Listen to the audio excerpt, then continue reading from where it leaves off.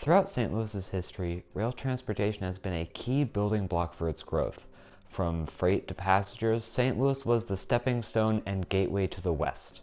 Of course, this would fizzle out over the years, with many different train companies merging to become the ones we have today: Union Pacific, BNSF, Norfolk Southern, and CSX. This also led to the destruction of most passenger companies, as they merged into the larger, more financially stable freight companies. In response to this, the US government created Amtrak, which mainly runs on rented track from larger companies like Union Pacific and BNSF. Amtrak has been connecting the US since 1971 and began running through St. Louis in Union Station the same year. Unfortunately, we moved out of St. Louis Union Station shortly after that first 80s redevelopment of the station, because it was just frankly too big, and the redevelopers did not really see a place for trains other than train nostalgia. After this, they moved to the Gateway Transportation Center, which is the main station in St. Louis that we use today, which was built to a budget, not necessarily to a design, and certainly the fact that the ownership of the building, built by the mayor's office, operated by the comptroller, with the treasurer being responsible for the parking lot, has been challenged.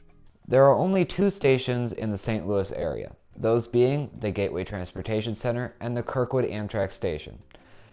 This is Bud Moss. Surprisingly enough, the people at the Kirkwood Amtrak Station are volunteers, or at least the person that I interviewed. Amtrak has had many impacts on St. Louis, with them creating about 116 jobs as of their fiscal year 2024 release, including maintenance personnel and station workers throughout the state.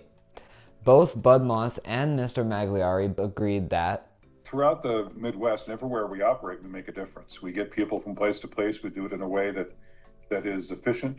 We do that in a way that reduces the need for ever wider highways. We have hundreds of employees across the Midwest.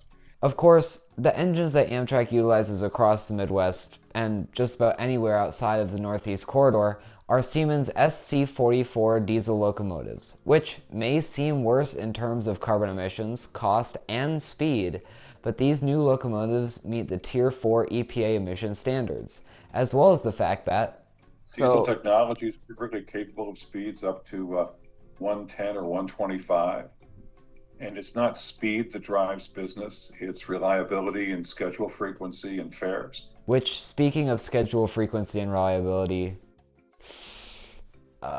yeah. Anyway, the benefits of Amtrak trains running through St. Louis don't just stop there, as these trains are It's a very relaxing, easy way to travel, and if you're going to Kansas City, you don't have to drive on Highway 70. That's a plus. Okay, and it's very inexpensive to go. You can go from here to Kansas City as long as you buy your ticket reasonably in advance for in the order of $30, $35. While taking a plane could cost upwards of $100. All in all, Amtrak has provided a service that improves not just the lives of St. Louisians, but also people throughout the Midwest through their safe, efficient, and fast enough transportation, as well as providing jobs to people throughout the St. Louis area. Special thanks to Mr. Magliari and Mr. Moss for participating in interviews for this project. All citations can be found in the description of this video, which correspond to the numbers displayed in the top right corner. I'm Milton Duckworth, and thank you very much for watching.